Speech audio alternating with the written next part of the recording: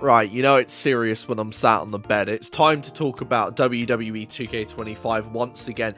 And I think a lot of people are probably getting very sick and tired of me talking about this game in the light that I have been. And I really didn't want to talk about this game anymore. Like, I was happy to just kind of say, you know, the first month happened. I'm not really happy with the game or where it is or what it's going to be in the future. And I was happy to just kind of let it be that. But yeah, I was happy to just let bygones be bygones, just let 2K be what it is. But then the first DLC releases, and we've got the Motor City Machine Guns, Giulia, Stephanie Vaquer, and a special celebrity guest. Well, actually, not yet. And here is where things get very interesting. So I actually have the tweet pulled up right here, and I'm going to read it verbatim, which they actually put out, I believe, the day of the DLC dropping, which is the celebrity guest character in the new Wave pack will be revealed in an exciting announcement from WWE in the coming weeks. Can you guess who it is? In the meantime, here is a locker code for 12,500 VC. Thanks for waiting.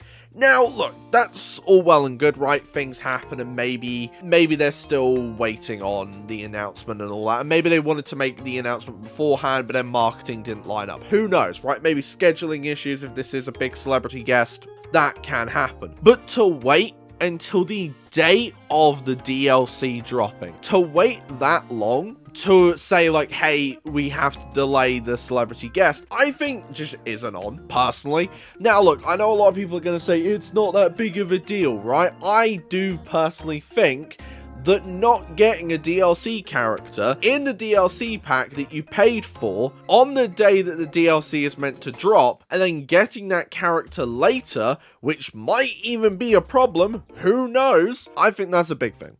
I do personally think that is a massive thing, and as someone who hasn't, you know, bought the game yet, I still haven't, I'm very glad that I haven't, because there was a time, right, before the first DLC dropped where I could pick up the game, just the base game, no DLC, for 25% off, and I chose not to do that. I chose to wait.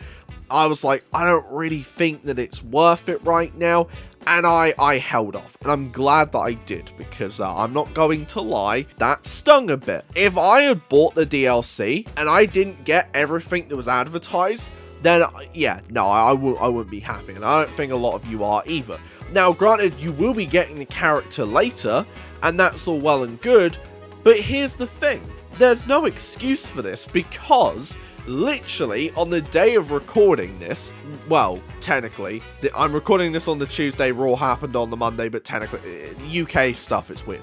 But basically, what happened was, on Raw, they announced that Tyrese Halliburton is one of the 3 NBA celebrities who's gonna be in the Duncan Destruction DLC, which is dropping in June. So there's no real excuse for this. There's no, like, big thing. Unless there were scheduling issues and they want this celebrity to be on TV to make the announcement. Which means it's not going to be Travis Scott. I mean, we know it's going to be a Prime person, so, you know, I know who the DLC character is, because, let's just say I read a lot of stuff. I search for a lot of stuff, and I know who it is. And I think a lot of people aren't going to be super happy about it, which I think is going to be really, really funny. All this build, all this hype, and it's a character that I don't think a lot of people even really care about, to be honest, at least in the wrestling space. I really don't think that a lot of people are going to be super, super excited for it,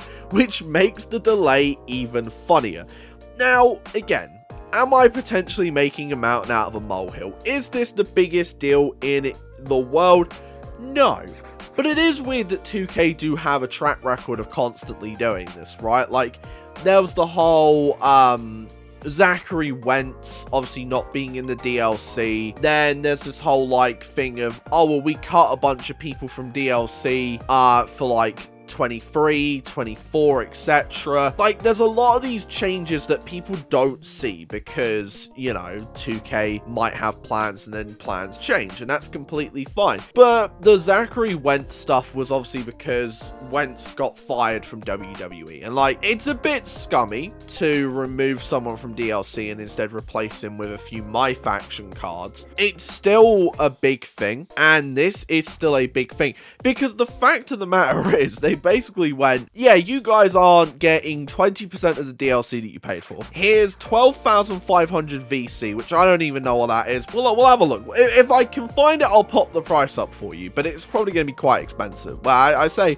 I don't think 12,500 VC is probably worth anything, to be honest, but we'll see. I don't know. I just think it's a bad sign of things to come. I think if I was someone who had pre-ordered the DLC, I think I would be very worried about now. Maybe it is just a one-off, but this isn't the first celebrity guest that this is the first celebrity guest that we have for this game. It's not the only one. Obviously, there's still 2 more NBA people that haven't been announced yet. Again, I'm pretty certain I know who those are as well. And then there's one more celebrity guest who I think everybody knows who it is, but they haven't announced him either. And yeah, it is him. I'm just gonna, I'll say that because let's be real here. Who else would it have been? But yeah, no, maybe I'm blowing this out of proportion, but I just felt like I needed to kind of like sit down on the bed and just kind of talk to you guys about this, because I do think that it irks me a little bit as someone who isn't even playing the game right now, because I know there's a lot of people who do like the DLC because it does bring a lot of replayability to the game. Maybe you've kind of like, you know, lost touch with the game. Maybe you're not really vibing with 2K25 that much. And the DLC is always a great way to just kind of pick up the game, play it for a week or two. Maybe one of the characters will kind of reignite the game for you, right? Who knows? I know for a fact that when Penta comes out in July, I feel like that's going to change the game for a lot of people. And I do think that a lot of the characters coming out are going to kind of revitalize the game, because I do just feel like the hype's kind of died down a little bit. Now, is that to say that the game maybe isn't good? Again, I've played it, but I haven't played it enough to really kind of say whether or not, like 2 months in, if it is really like this big game, like the best 2K game in existence. Sorry, there's a wasp there. I don't have enough like playtime on the game, because again, I only really played it share play just so I could get the review out. I'm not gonna lie to you, so I don't really have the hours to kind of tell you whether or not the replayability is brilliant. But again, I'm just kind of looking at the content, and the content's sort of dry at the moment, right? Like, I feel like for 2K people, you're either finishing up My Rise, you're doing everything that you usually do on every other game, or that's it.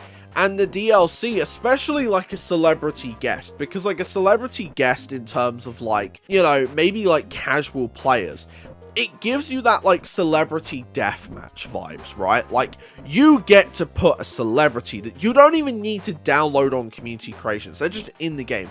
You get to play around with them, and you get to have your fun, and you get to put them in scenarios that you never thought would be possible before without the 2K games putting them in the game, because you might not have downloaded them if you had to like use up a core slot to do it. So again, like, a lot of people might not think it's a big deal, but these big names are going to not only drive sales. So if you're one of those people who wants 2K to succeed, then this is a big problem for them as well.